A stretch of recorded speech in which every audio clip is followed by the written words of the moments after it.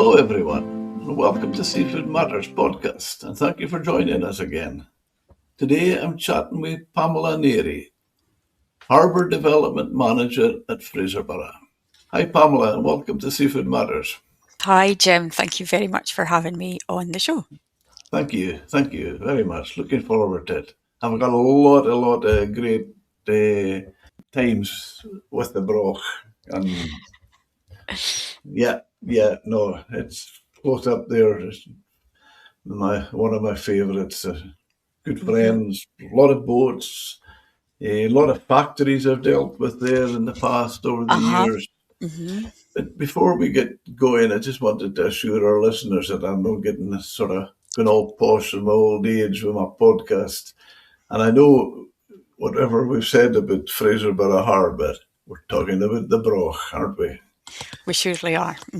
Just the same as Peterhead, Aberdeen, Wick and Lerwick. So here we go. Kick us off. What does a typical day look like for a development manager at a busy, bustling harbour like Fraserburgh? That's a good question. So I would say it depends on the time of year, what a typical day looks like. So, for example, in the spring, I will be finalising maybe grant application projects. So I could have been working on them for quite a few months. In the autumn, I could be away at conferences and exhibitions. So it really does depend on the time of year. But I would say it's quite a varied job. You're engaging with fishermen, with other stakeholders, with local and the Scottish government and the UK government. You're working with economists, specialist engineers and consultants. So it's incredibly varied. It's unlike any other job I have ever had in my life. And it's quite thought-provoking at times. It can be challenging. It can be emotional because you're looking to do big things for your port, and that is not an easy thing to achieve. And there's a lot of people engagement with it as well. There'll be a lot of people dependent on it as well, the harbour. Yeah, so Fraserburgh, I've done a little bit of my own economic analysis on this. So Fraserburgh as a community has around 12,500 people. Around 7,500 of them are economically active. And just last year, I went through a huge spreadsheet of jobs in Fraserburgh, and I worked out that I would say a third of Fraserburgh's jobs are directly connected to the harbour, and up to half are direct and indirectly connected. So it's a really, I often say I've got one of the most important jobs in the broch, because we all need the harbour and we're all relying on it.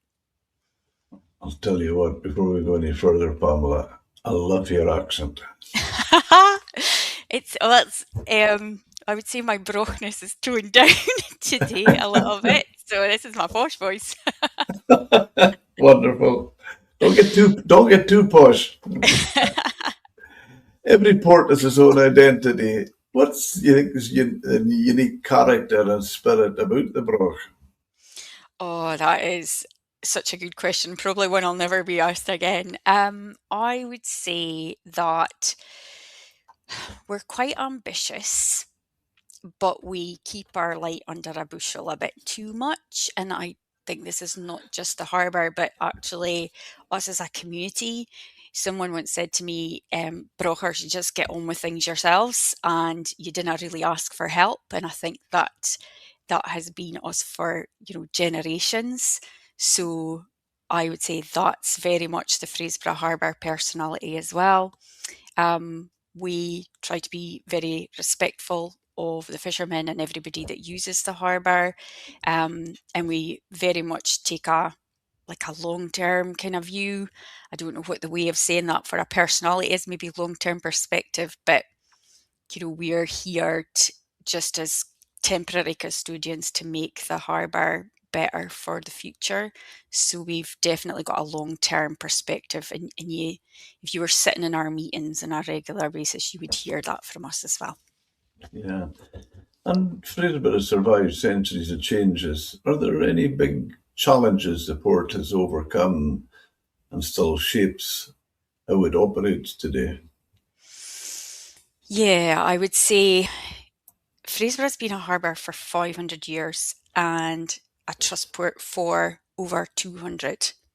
And for anybody who doesn't know, a trust port, it's not a not for profit, but it's certainly not for dividend. Nobody, no one individual or group of companies owns Fraserburgh Harbour, and there are trust ports up and down the coasts of Scotland. Every bit of profit that we make, we invest back in the harbour for the future. And so I would say they're very expensive to run and maintain. And we've spent quite a lot of time behind the scenes trying to adapt the harbour over the generations. So Fraserburgh was, there was a herring boom, as we all know, and Fraserburgh really grew and adapted at that time. Um, and a lot of what was built was because of that. The balaclava breakwater and piers and all of that kind of stuff. Um, Nowadays, it's still about changing for the industry, and particularly the fishing industry as well, and how it's changed. So boats are they're larger, they're deeper, they're wider, and the harbour needs to keep up with that or to try to keep up with it. But the challenge is, and I think that was a challenge of the past as well, that everything changes faster than harbours can keep up because it takes a long time to develop a harbour. So one of the biggest challenges is trying to see into the future and make sure that we are planning for that and developing for it. I mean, when you say about the herring, that goes back a long time. Even my own granny on my father's side, she was a fishwife and went from Lerwick to Wick to the Broch, right down to Lowestoft over the course of the year. Uh-huh. And as the well, obviously, I'm not talking to her now. They were so happy. Yeah, yeah. My granny was a Gutting Crown as well, and I'm the third generation of my family to work at Fraserburgh Harbour too. So I think I can connect really well with what you're saying there, or try to.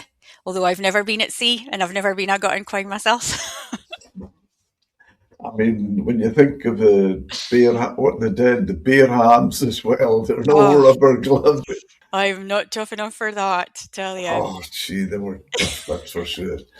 Looking ahead, what do you see as the biggest threat to traditional fishing ports? And do you feel the Broch can turn that into opportunities? I think that's what we're trying to do. So I think the challenges that we've faced as a port in the future are the challenges that we've faced in the recent past. Boats continue to change, the industry is under a lot of pressure in many areas, costs, spatial squeeze. We have to try and modernise and adapt so that fishing, which actually is Fraserburgh's number one business, remains that way.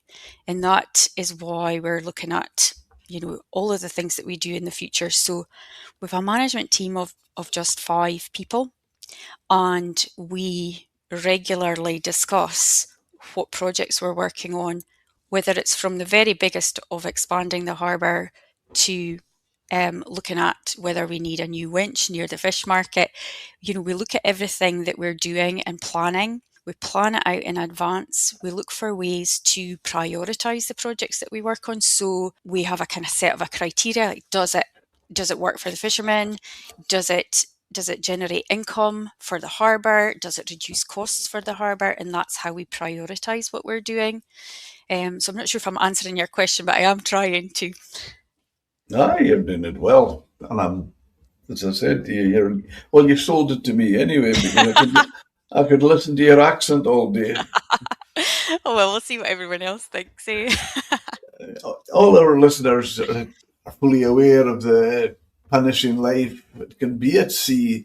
Does the Broch have the infrastructure and services that makes a difference for the crews as they come in to tie up?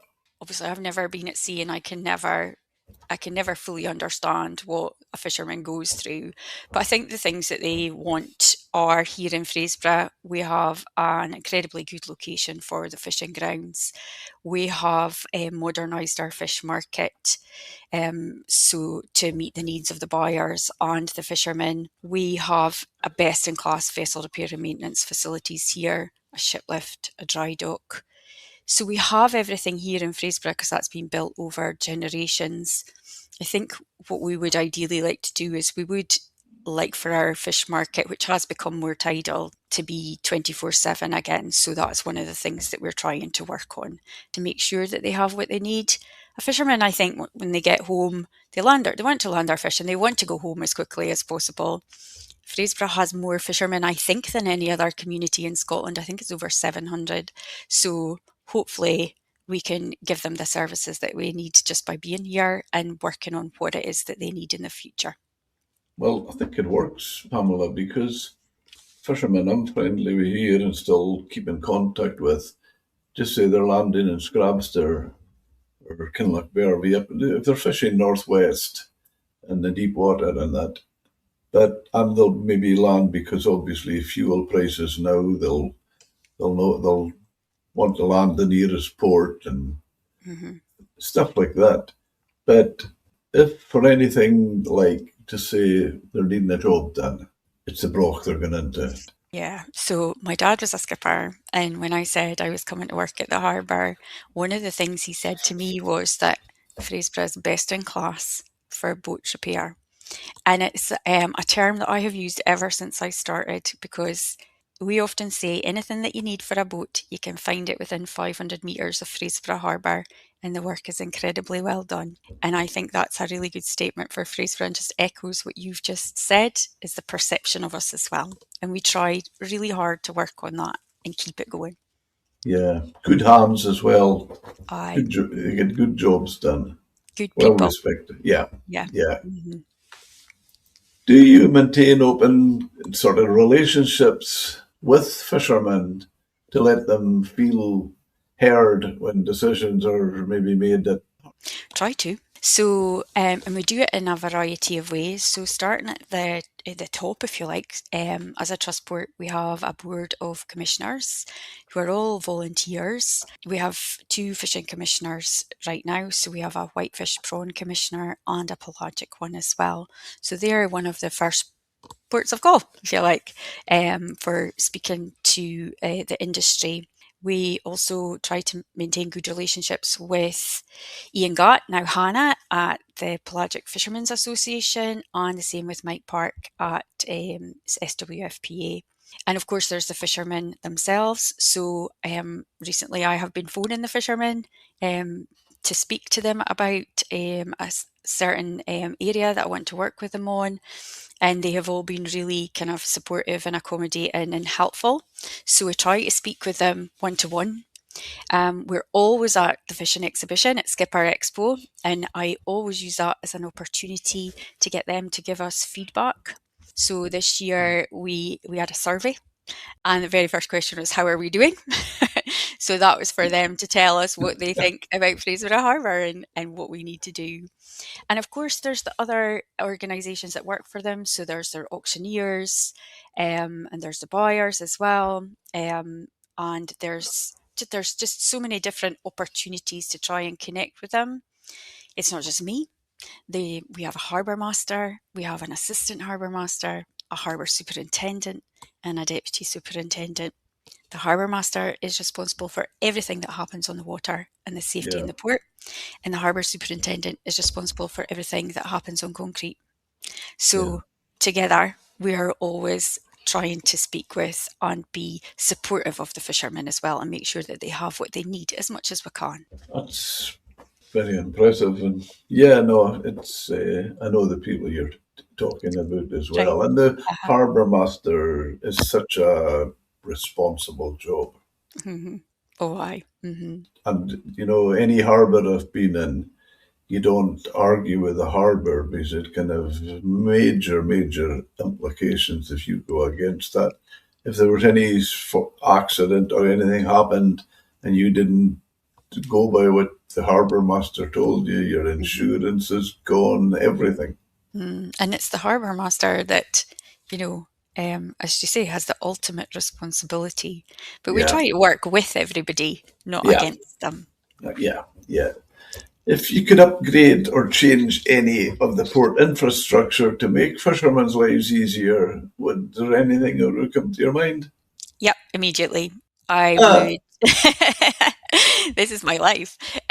So I would like deeper water at our fish market. But in order to do that, we would probably need a breakwater extension. So it's one of those things. Ultimately, I want the fishermen to have 24/7 access to Fraserburgh at all times into the fish market. And that's just the number one thing for me.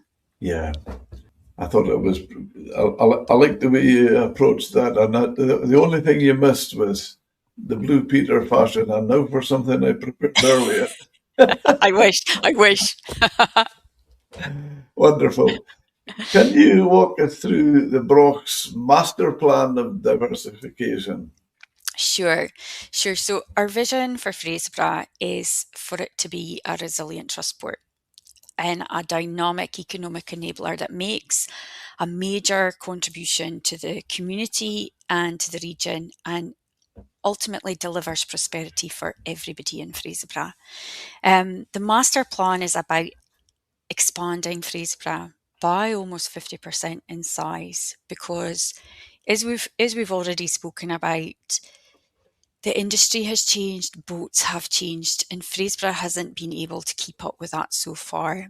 We need deeper water, we need wider entrances for fishing, but we also need to diversify and welcome new industries that are operating around Fraserburgh as well.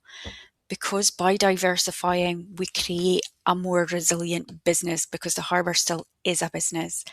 And by diversifying our income streams, that actually helps us to make sure that Fraserburgh is fit for everyone who uses it, including and most importantly, the fishermen. You've a lot of key space. We have, but we're very busy Yeah. as well. So, and what we are a very kind of what's the word I'm looking for? We're like a Victorian harbour, so there's lots of littler basins, but actually we would really benefit from a bigger basin that can take deeper drafted boats, and that's part of the master plan. So it would be a new basin designed for commercial activity, and that could be energy, it could be cruise, it could be cargo, it could be decommissioning. But we've also in the master plan got plans to deepen Faithley Harbour, which is where the fish markets are, widen the entrances to Faithley and to the Balaclava. And the Balaclava is where I think 9 or 10 of Scotland's pelagic fleet live, and they are squeezing in there. There are some videos, I think, on YouTube that really needs to be improved for them as well. Okay. That's very honest and open. Can you ease the misconception and explain why expanding your horizons actually protect and preserve the Brock's core fishing heritage? Sure. So the industry has changed, and there are, like we all know, there are fewer boats, and they are catching. They're more efficient. The fishing industry on its own isn't really enough to maintain the harbour anymore. It's harbours have become incredibly expensive to maintain. And so to put that into context, before I started, my colleague John, they worked on protecting part of the North Breakwater, which protects the whole harbour and it actually protects the town as well. We then worked on another project to protect another section and to reinforce it, and the price went up by 3 times. So when he did it the first time, I think it was around £500,000. By the time we were doing it, it was well over £1 million. So that just shows the context and the costs that we have in trying to maintain it. As a harbour, if we diversify, for example, energy or cruise, we then bring in more income to the harbour, and that means that we have more money to invest in maintaining it, in developing it, and protecting it for the future. And it's the fishermen who are always the number one users. So in our minds, they are absolutely beneficiaries of that. Oh, that's good. Yeah, as the saying goes, good answer. How do you bridge the gap between the immediate day-to-day demands of working fishing boats and the disruption of, say, large-scale structural overhauls? So, uh, large scale structural overhauls. Can you give me an idea of what you mean by large scale? Do you mean improvements to the harbour? Well, no, just the boats are getting Right. overhauled and Aye. they can't move and Aye. So understood.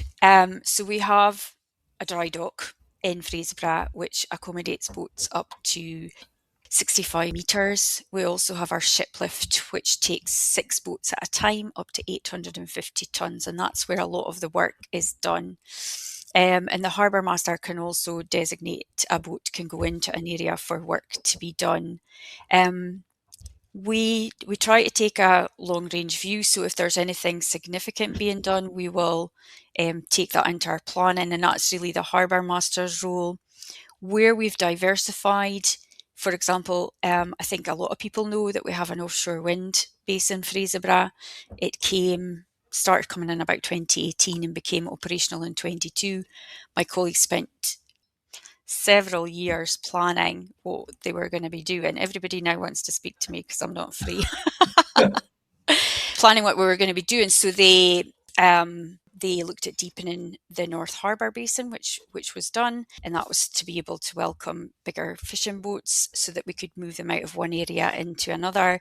And then the shallower area was given over to smaller wind boats. So we try to plan for these things as much as we can. yeah. Well, I mean, diversifying into like offshore winds, it's sort of major logistical leap. Yeah, it was. And it was something that was challenged a lot in Fraserburgh at the time. I wasn't here, but my colleagues speak of it and have we've had long conversations about it. So they could see that the harbour's income was changing. They could see that we needed to welcome new business, and they did a lot of work to work out where that business could come from. But what they always have done is try to make sure that that business is an addition. It's always an addition. It's never a replacement for Fraserburgh.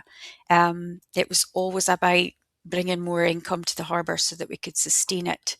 And I would say there could have been misconceptions that Fraserburgh was changing to wind, but we have never been a port that wants to go from reliant on fishing to reliant on wind. We want Yeah. to be diverse and strong. And what made the Broch attractive to the renewable sector? My colleagues did a lot of research at the time and spent a lot of time trying to understand the industry and how they could make it work in Fraserburgh without, alienating our main business. And there was two things, I think. One, we showed them that we wanted them to come. But two, we could offer a multi-vessel strategy. So we could offer space for an SOV, which goes out every 2 weeks and only comes into the harbour once a fortnight, and for CTVs, which are smaller boats which go in and out every day. We were at the time very keen on the smaller boats because we saw that as a way of replacing economic activity in the community that had been lost by fewer and fewer fishermen. So they weren't coming down to go out to sea, buying papers, buying shopping, that sort of thing. And we saw the CTV activity as a way of bringing local jobs to Fraserburgh again. And can fishing boats and the renewable sector, can they share the key space and get on So I think together? that's a very good question, and I think in Fraserburgh that they do, which is why we've had people coming from Canada to Japan to Fraserburgh to understand how we did it. Because understandably, there can be tension, and that is totally understandable. But I think in Fraserburgh, because we planned it out, because we developed the harbour for the fishermen, we put in shore power so that it would be better for everybody. I think that we have achieved that. The SOV that comes in, it's not using a fishing berth.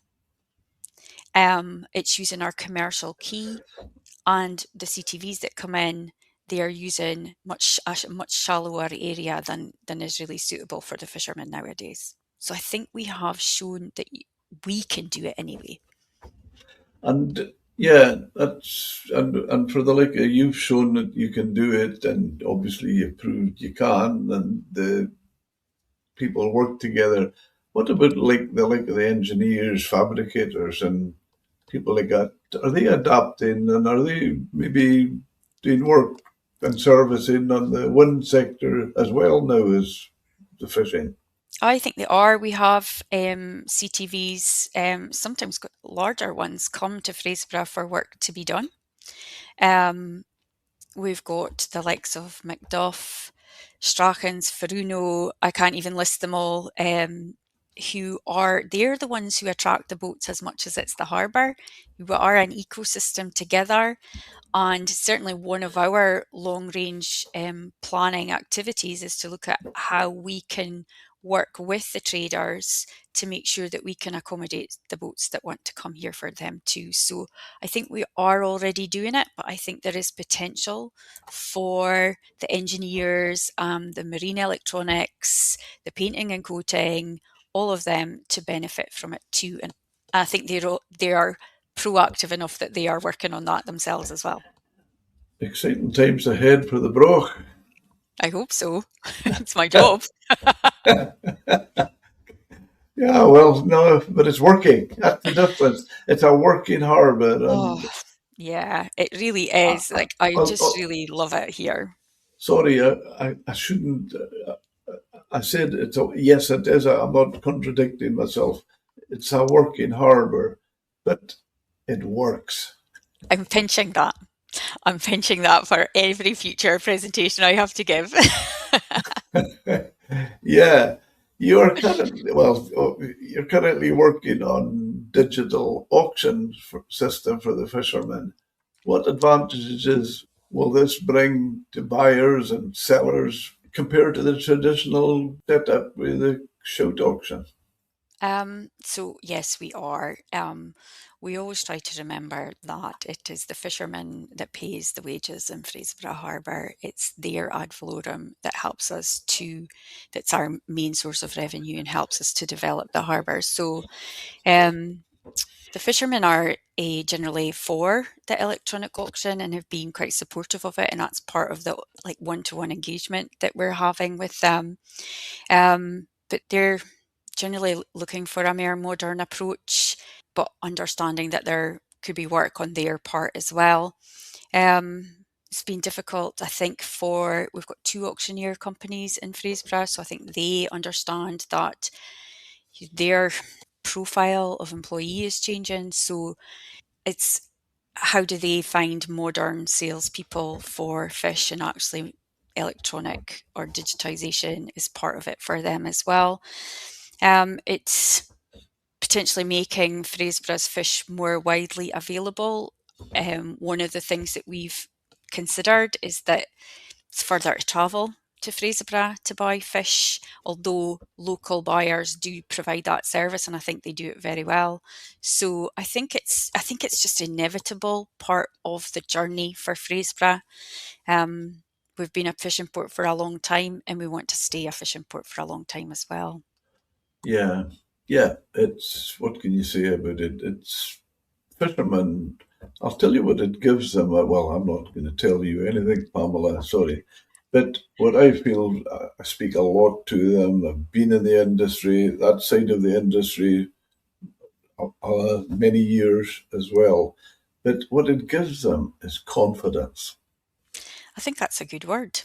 Um, but I think that's reflected on the other side as well, because the buyers, if they're not in the market anymore with our eye as their merchant, they need confidence as well. So that's going to take some time to build up that relationship potentially. Um, I think it could work for everyone, but it's going to be a learning process. I've been that guy shoot on the shoot auction. I've been auctioneer for well over 30, 40 years Right. and involved directly.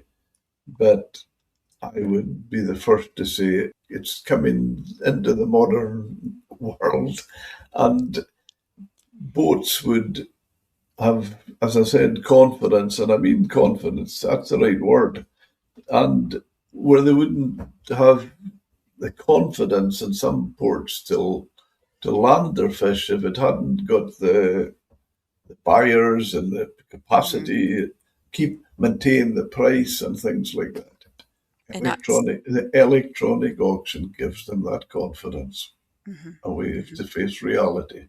Yeah. I definitely think it's the way forward. And good luck with it. Thank you. But you have a you have a strong base anyway with the buyers and processors. So it's not like you're just starting from scratch and No. Yeah, you're absolutely right. And Fraserburgh is, when I was talking about that economic analysis earlier, like Fraserburgh is the highest level of fish processing in Aberdeenshire. I think more employees are yeah, employed in that industry in Fraserburgh than anywhere else in the country. And it's that sort of statistic and that, I suppose, what's the word I'm looking for? The whole cycle from going out to fish to landing to processing is happening in Fraserburgh. So much so that actually the stats indicated that Fraserburgh is the most reliant community on fish and fishing in the whole of the UK. yeah. So you're right, we do have that excellence in fish processing as well. And from a local's point of view, then they don't have to have any fear what they're losing because I'll just say local buyers and that, or they think, that rather than worry about their cake, the piece of their cake, well, the whole cake is going to be so much bigger. And I think as locals they have more inherent knowledge than anyone else of every boat and the type of fish that they land. Yeah, Their knowledge is unparalleled. yeah. Well, I'll take that a stage further, Pamela. Mhm, You're right, they are. And you look at uh, places like Shetland, where it's been a massive success, mhm, and I'm sure they'll be the first to say that locals may be frightened that because people can buy it from afar, that they don't have to be in Fraserburgh, that they're going to get less and they're going to lose out. Well, doesn't matter where the person is bidding as far as the electronic auction is concerned. They still want to use the locals mhm. Yes, and I first, I first hand. I went to Shetland, with my colleague John to see it firsthand as well there a few years ago, and it was all locals that were involved, still there buying as well. So, I think how things will develop, what's the words I'm looking for? You know, we kind of we have to do it to see how it will develop in Fraserburgh. You're doing a lot of work on it. Do I take it with that you're going to say something that if a fisherman lands in the auction and maybe just doesn't get the price he was hoping for, are you going to take the responsibility for it? No, is the answer for that. So the harbour is providing the infrastructure for the auction as it always has. But we don't sell the fish, we don't land it, and we don't buy it. So the whole ecosystem is still the same in that P&G Johnston's and Westward will be the ones selling the fish for the fishermen still. Yeah, I jest. I I have to know, say but because, and I don't mind saying it. I'll put my name to it. You're never gonna have a fisherman satisfied that he got a good price. oh. Well, but I'm maybe a wee bit hard on them there. I'll no doubt hear about it when this I'm gets. sure you will. When you look throughout the seafood supply chain, what makes you feel the proudest to represent the broch on the global stage? Oh gosh, that's a really good question. What makes me the proudest? I would like, so this, I'm going to start a bit backwards, but I would like Fraserburgh to be an exemplar for similar sized ports around the world in that, we've been through a lot as a port over the generations. We've had good times and we've had hard times, but we've never given up and we've always stayed the course. I think the fact that we're still here and we're still, I think we're the largest prawn port in Europe. We're the third biggest fishing port in Scotland. So I think what makes me proudest is that we never give up and we're always focused on what makes Fraserburgh better, not just for the fishermen, but for the traders and for the community as well. And we are always open to welcoming other ports, other nationalities to Fraserburgh so that we can learn from them and that they can learn from us. We have lots to learn and lots to do, but we're certainly, as a team and as a board of commissioners, we're definitely up for that challenge. And so I Yeah. think that's what makes us proudest. Like we don't give up even when we're beaten down. We get back up and we keep on going. I think you've a lot going for you anyway, Pamela, because when you think it's just I'm thinking of here, they can come in for the auction, they can, or for the services they need. Obviously, they have to get fuel, ice, empty boxes, all that sort of thing. But if they need to if they need to get repairs of any kind done, it's going to become a one-stop shop. I think it already is. And it's like the repair thing, when I first came to the harbour, although my dad had said Fraser was best in class, I still didn't really appreciate it. And I was looking at the business case for the harbour expansion. And as I was working with economists and engineers and accountants on that, I really started to understand the impact of the traders in Fraserburgh having the facilities so that they could and did grow their businesses in the way that they have. But also, it's really special because in most locations with a dry dock and a ship lift, not all, but most, there's one company doing a lot of the work, but that's not where it is in Fraserburgh. And so if you're coming with your fishing boat, but we also have small ferries, we have wind boats, we have cargo boats come, you can use anyone that you want in your boat. And what that has meant is that we have the best of the best working here because they've learned over the generations and over the decades by working for the fishermen. And I think that's really special. And when I speak about that with economic development agencies or the government, for it took a while for it to start landing, but when I started to explain exactly how many people were employed, exactly the range of services, and we're attracting 275 boats on average every year to the broch. That's incredibly special and should be celebrated, and we want to do more of that, and we want to help Yeah. those traders get more boats here as well. I think the important thing for you as well, from the way you've described it all, Pamela, which and I think major importance is the clever approach you're taking, sorry, to it for the like of the electronic auction. You're taking fishermen with you. You're talking to them. It's not like you're coming with this or one sector is coming and saying, this is the only way it can be. Mhm. No, you're all talking together. So you're doing it so it's covering everybody, every sector's. Uh, Trying to. Yeah, we're trying to. We still consider ourselves to be quite small. And it's interesting because we always try to see ourselves as just part of the one actor on the stage, if you like. We've a role to play and it's an important one, but we're not the only person or company there. you're Everybody else is just as important. you're just brokers. We're just brokers doing our best. When I say that, Pamela, there's a guy up here in Caithness, honestly, a good friend, a loveliest guy. And if I was to tell you, he's 95. He's still golfing regularly, and he's just a brilliant guy. And he'll, if anybody was to ask him, which I often do because I love hearing it, he's a broken.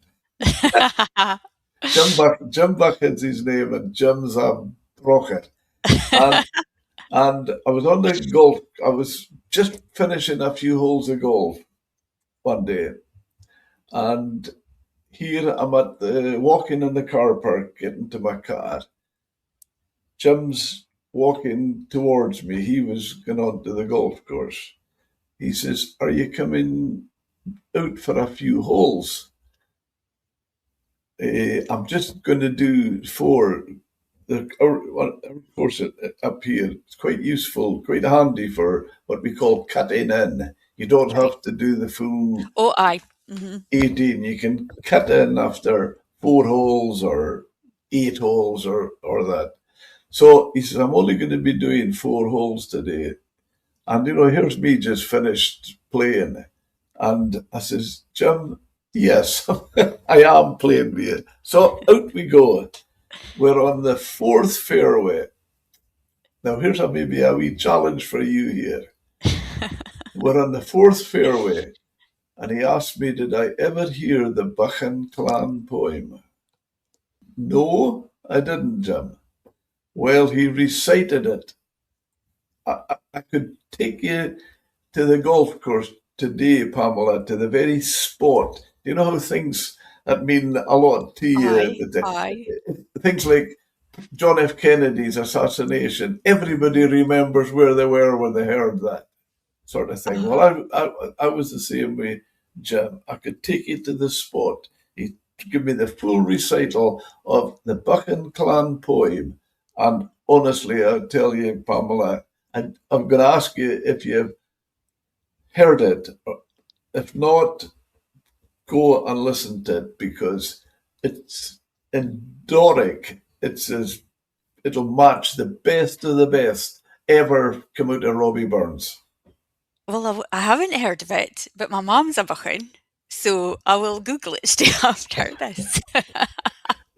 It's the Buchan clan poem. Okay.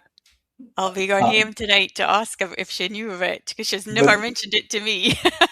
but how special do you think it was for me in the middle Oh, of a fairway getting it from a 95-year-old Buchan?